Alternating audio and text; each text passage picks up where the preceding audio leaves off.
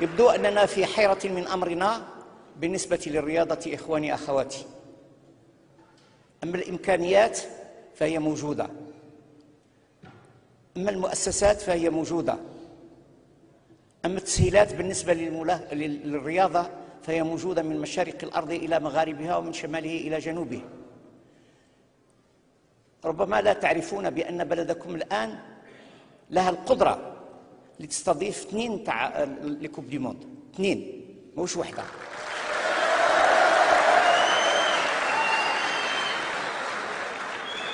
تستضيف 2 لكوب دي موند، 2 مش وحدة.